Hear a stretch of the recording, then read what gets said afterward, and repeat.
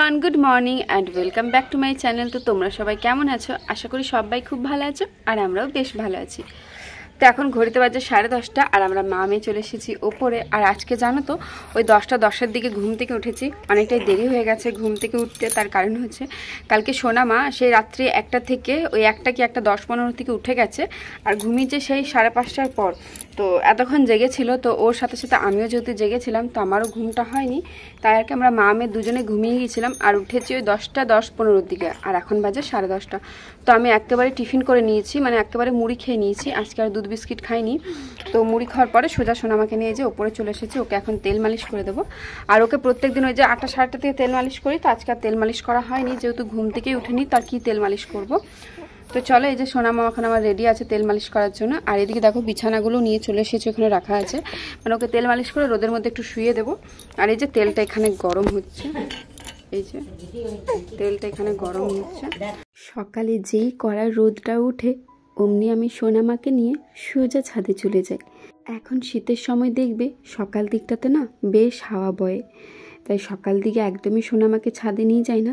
ঠিক 8:30 থেকে 9টা বাজে, তখন আমি সোনামাকে নিয়ে ছাদে চলে যাই। আর এই রোদটা নিতে জানো তো বেশ মিষ্টি লাগে। তো সোনামাকে নিয়ে গিয়ে প্রথমে কিছুক্ষণ ছাদে রাখি, কারণ ওর যে সর্ষের তেলটা থাকে সেটা গরম করে নিই। আর সোনামাকেও অনেকক্ষণ রোদের মধ্যে রেখে তারপরে ওকে তেল মালিশ করে দিই। কারণ তোমার রুমের থেকে নিয়ে এসে তেলটা যদি ওর গায়ে দেওয়া হয়, তাহলে তো তেলটা অনেকটাই ঠান্ডা থাকে, তাহলে একটা ঠান্ডা লেগে যাবার ওর চান্স থাকবে। আর এই সময়টাতে দেখছো তো সবারই কিন্তু শরীর খারাপ করছে, কারণ গরম থেকে শীত তো চলেই এলো, আর এই সময়টাতে দেখবে সবারই কিন্তু শরীর খারাপ থাকে। তো যাই হোক, এইদিকে দেখো সোনামাকে কিন্তু আমার প্রায় তেল মাখা হয়ে গেছে। তো এখন থেকে ঠিক করেছি সোনামাকে তেল মেখে না ছাদের মধ্যেই ভালো করে বিছানা করে ওকে শুয়ে রেখে দেবো, তাহলে কিন্তু ও ভালো রোদ পাবে। সোনামা যখন প্রথমে হয়েছিল, তখন কিন্তু ওকে তেল মালিশ করতে আমি একদমই পারতাম না। ওকে তেল মালিশ আমার শাশুড়ি মা করে দিত। বাবার বাড়িতে আসার পর থেকে কিন্তু আমার কাকিমা আমাকে শিখিয়ে দিয়েছে কেমন করে তেল মালিশ করতে হয়। আর এখন কিন্তু মোটামুটি ভালোভাবে তেল মালিশ করাটা শিখে গেছি। তো এদিকে দেখো সোনামায়ের কিন্তু তেল মালিশ হয়ে গেছে। তো ছাদের মধ্যে ওকে এখন মোটা বিছানা করে শুয়ে দেব। মোটা বিছানা বলতে দুটো মোটা মোটা কাঁথা পেরেছি, আর তার মধ্যে একটা প্লাস্টিক দিয়েছি, আর ওপর থেকে ওর একটা পাতলা কাপড় দিয়ে দিয়েছি, যাতে ওর পিঠে একদমই ব্যথা না পায়। আর তারপরে দেখো একটা কিন্তু ছোট্ট কাঁথাও দিয়ে দিয়েছি। তারপর এখন সোনামাকে প্রায় 1 ঘন্টার মতো রোদে শুয়ে রেখে দেবো। আর এইভাবে যদি বাচ্চাকে তেল মেখে রোদে শোয়ানো হয়, ওরা কিন্তু ভীষণ আরাম পায়। যেহেতু শীত পড়ে গেছে, নিচে তো প্রচণ্ড ঠান্ডা, তাই এখন ঠিক করেছি আমি সোনামাকে এইভাবে প্রত্যেক দিন ছাদের মধ্যে তেল মালিশ করে 1 ঘন্টার মতো শুয়ে রেখে দেব। তোমরা তোমাদের সন্তানকে এই শীতের সময় ঠিক কটার থেকে তেল মালিশ করতে শুরু করো, বা সারাদিনে কতবার তেল মালিশ করো, আর ওদেরকে কি রোদে রাখো, আর রোদে রাখলেও ঠিক কতক্ষণ রাখো, অবশ্যই কিন্তু পারলে আমাকে জানিও। অনেকেই বলে রোদ দেওয়া নাকি ভালো নয়, তবে বড়দের মুখে শুনেছি যত রোদ দেবে তত নাকি বাচ্চার হাড় শক্ত হয়, আর বাচ্চাও শক্তপোক্ত হয়।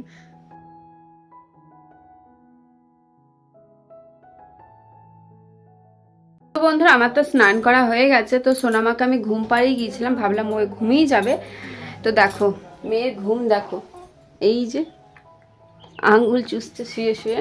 আর বিছানাটা এখনো গোছানো হয়নি, বিছানাটার অবস্থা দেখো, চারিদিকে শুধু ওইদিকে সোনামায়ের কাপড় চোপড় আছে, কাঁথা আর কি, আর এদিকে ব্ল্যাঙ্কেটটা পরে আছে, এখনো কিন্তু গোছানো হয়নি। তো আমার তো আজকে ঘুম থেকে উঠতে অনেকটাই দেরি হয়ে গেছে, তাই আর কি সবগুলো গোছানো হয়নি। আর মা তো কাজ করছে। তো চলো আমি ঝটপট করে এখন চুলে চিরুনি করে নিই, তারপরে বিছানাটাকে গুছিয়ে নেবো, তারপরে একটু বাইরে যাব, সোনামাকে বাড়িতে রেখেই যাব। তো কোথায় যাবো না যাবো ভিডিওটা দেখতে থাকো, বুঝতে পারবে। তো চলো ঝটপট করে চুলটা চিরুনি করে নিই, আর আমি বিছানাটা গুছিয়ে নিই। তো বন্ধুরা, তোমরা সবাই অনেকেই আমাকে জিজ্ঞেস করছে যে দিদি ভাই তোমার চুল ওঠে কিনা। তো আজকে সেটাই তোমাদেরকে দেখাবো যে প্রেগনেন্সির পর, মানে ডেলিভারি হয়ে যাওয়ার পর আমার ঠিক কত পরিমাপে চুল ওঠে। তো তোমরা দেখো শুধু একবার। প্রেগনেন্সির সময় কিন্তু বেশ ভালোই চুল উঠতো, যেটা কিন্তু আমি তোমাদের সাথে শেয়ার করেছিলাম। তবে প্রেগনেন্সির পর এখন দেখছি আরও বেশি করে চুল উঠছে। তোমরা ভিডিওটা শেষ পর্যন্ত দেখো, তাহলে বুঝতে পারবে ঠিক কতটা চুল ওঠে। আর এখন জানো তো চুলে চিরুনি দিলে কি পরিমাপে যে কষ্ট হয়, কারণ যখনই মাথায় চিরুনি দিই হাতে বলতে পারো মুঠো মুঠো চুল চলে আসে। চুলে হাত দিলেই যেন পুরো হাত ভর্তি চুল হয়ে যায়। এত কষ্ট হয়। আর আমার তো মনে হচ্ছে আর কিছুদিন না যেতে যেতে হয়তো টাক হয়ে যাব। দেখো তোমরা ভিডিওটা, তাহলে বুঝতে পারবে ঠিক কত পরিমাপে চুল উঠছে। দেখো তোমাদের সামনে তো আমি চিরুনি করলাম, তো দেখো কত পরিমাপে চুল উঠলো। দেখো এই ঠিক এতটা, প্রত্যেক দিন সকাল বিকাল দুবেলা করে এতটা করে চুল উঠে। দেখো চুলটা একদম যাচ্ছে না অবস্থা হয়ে গেছে। আচ্ছা বন্ধুরা, আমাকে একটা কথা বলো তো, তোমাদেরও কি ডেলিভারির পর এত পরিমাপে চুল উঠে? বা যখন তোমাদের প্রেগনেন্সির সময়গুলো চলছিল তখনও কি এত চুল উঠতো? আমার না খুব কষ্ট হচ্ছে। আমার কিন্তু ডেলিভারির পর প্রথম এত চুল একদমই ওঠেনি। আজ প্রায় বলতে পারো 2 সপ্তাহ ধরে লক্ষ্য করেছি এত পরিমাপে চুল উঠছে। চুলে হাত দিলে যেন মনে হচ্ছে হাত ভর্তি চুল চলে আসছে। আর কি পরিমাপে যে কষ্ট লাগছে। আর চুলের গড়াটাও না অনেকটাই পাতলা হয়ে গেছে। তো তোমরা একটু বলো তো, তোমাদেরও কি ডেলিভারির পর চুল উঠছে? তো এদিকে দেখো সোনামা কিন্তু শুয়ে আছে। ওকে প্রথমে ঘুম পাড়িয়ে দিয়েছিলাম, তবে ওর তো ঘুম ওই 5 থেকে 10 মিনিট, নিজের 5 থেকে 10 মিনিট ঘুম হয়ে যাবার পরে দেখো ও নিজের মতো করে খেলা করছে। আর আমি তাকে আমার কাজগুলো গুছিয়ে নিচ্ছি, কারণ আজকে একটু বাইরে যাব বাবার সাথে। বাইরে যাব বলতে আমাদের বাড়ির সামনে একটা ব্যাংক আছে, তো সেই ব্যাংকে যাব, একটু কাজ পড়ে গেছে। আর এখন জানো তো সোনামাকে ছেড়ে না বাইরে যেতেও ইচ্ছে করে না। বাইরে গেলেও সবসময় বাড়ির জন্য মনটা টানে, মনে কখন বাড়ি যাই আর সোনামাকে একটু কলে নেব। আমার মতো কি তোমাদেরও মনে হয় বাইরে গেলে বেশি বেশি করে নিজের সন্তানের জন্য মন খারাপ লাগে? তো বন্ধুরা, তোমাদের সাথে একটা জিনিস আমার শেয়ার করা হয়নি, সেটা হচ্ছে কিছুদিন আগে তো সোনামায়ের বাবা এসেছিল, তোমরা জানো। তো সোনামায়ের বাবা এই যে দেখো সোনামায়ের জন্য কিছু শীতের জিনিস এসেছে, মানে নিয়ে এসেছে। তো চলো সেটা তোমাদেরকে একবার দেখিয়ে দিই। এই যে উলিকোটের জামা আর প্যান্টের সেট, এই যে গরম জামা আর এই প্যান্টের সেট, এটা দুটো নিয়ে এসেছে, একটা ইয়েলো কালারের আর এই যে একটা অ্যাশ কালারের। এই যে এটারও প্যান্টের সেট আছে। তো এগুলো গরম জামা, খুবই আরাম, কিন্তু সফট খুব। দুটো মাঙ্কি ক্যাপ নিয়ে এসছে, একটা এই পিঙ্ক কালারের আর একটা এই যে স্কাই কালারের। দুটো আদৌ জানি না এগুলো আমার সোনামায়ের হবে কিনা, তবে যাই হোক দেখতে কিন্তু খুবই কিউট লাগছে দেখো। আর নিয়ে এসেছে মোজা, এই যে দেখো মোজা। এই যে এই মোজাগুলোকে এখন নাহলে পরাতে পারবো না, পরেই পরাবো। এই যে কিছুদিন আগেই তো তোমাদের দাদাভাই এসেছিল, তো তোমাদের দাদাভাই যখন এসেছিল সোনামায়ের জন্য কিছু জিনিস কিনে নিয়ে এসেছে, সেগুলো তো তোমরা দেখলে। নিয়ে এসেছিল বলতে ওর জন্য দুটো উলিকোট নিয়ে এসেছিল, মানে গরম জামা, আর নিয়ে এসেছিল মাঙ্কি ক্যাপ, আর ওর পা মোজা নিয়ে এসেছিল। তো এদিকে দেখো বাবা আর আমি দুজনে বেরিয়ে পড়েছি। আমার বাড়ির একদমই সামনে ছিল ব্যাংকে, তবে ব্যাংকে যে গিয়েছিলাম কাজ একদমই হয়নি, যেটা ভেবে গেছিলাম সেটা আর হয়নি। তো তারপর আর কি বাড়ি চলে এসেছিলাম। আর বাড়িতে এসে প্রথম কাজ হচ্ছে হাত পা ধুয়ে সোনামাকে কোলে নিয়ে নিয়েছি, কারণ ওকে এত পরিমাপে মিস করছিলাম। ওই 5 মিনিটের জন্য গিয়েছিলাম, তখনও মনে হচ্ছিল যে না সোনামাকে নিয়ে এলেই হয়তো ভালো হতো, ও আমার কাছে সবসময় থাকতো। তবে ওকে তো বাইরে নিয়ে যাওয়াটা সম্ভব নয়, তাই ওকে মায়ের কাছে রেখে গিয়েছিলাম। তা আমার মতো কে কে আছো যে বাইরে গেলে বেশি বেশি করে নিজের সন্তানকে মিস করো, অবশ্যই কিন্তু জানাবে। আর আমি না এসে পরে প্রথম আগে ওকে একটু চোকোটে নিয়েছি, মানে আদর করে নিয়েছি। তারপরে ওকে কোলে নিয়ে বেশ অনেকক্ষণ ওকে আদর করেছিলাম। আর তারপরে এই যে দেখো মা এখন বিছানাটা পরিষ্কার করে দিচ্ছে। আর এই রুমটায় যেহেতু সোনামা আমি থাকি, তো এই রুমে জানো তো 2 দিন বা 3 দিন পর পরে কিন্তু বেডশিট চেঞ্জ করি, কারণ একটা বেডশিট কিন্তু রাখাটা উচিত না, তাই আর কি বারবার বেডশিট চেঞ্জ করে দিই। প্রত্যেক দিন হয়ে ওঠে না, ওই 2-3 দিন হয়, তারপরে বেডশিটটা চেঞ্জ করে দিই। তো দেখো মা কিন্তু বেডশিটটা চেঞ্জ করে দিচ্ছে।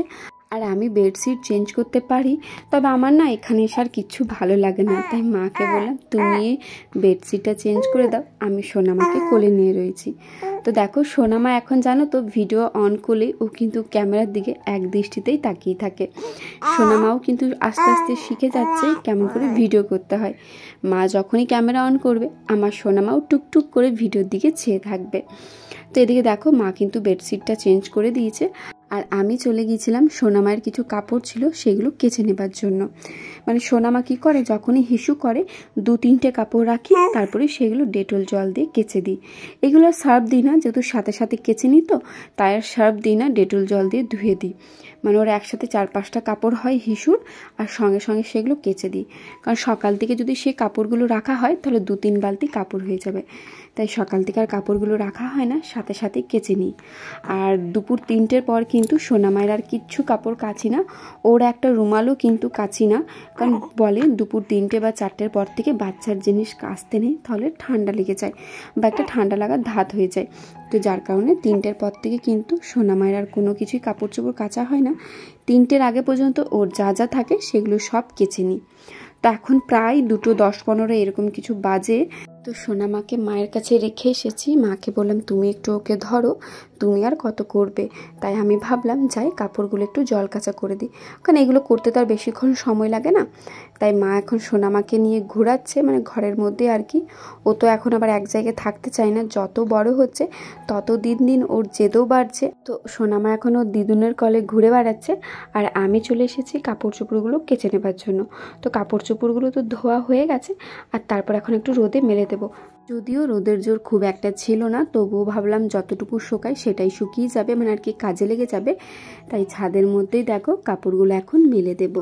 তো বন্ধুরা, আজকের ভিডিওটা এত দূরে রাখলাম। যদি কিছু ভালো লেগে থাকে অবশ্যই like, comment, share and subscribe করে আমার পাশে থেকো।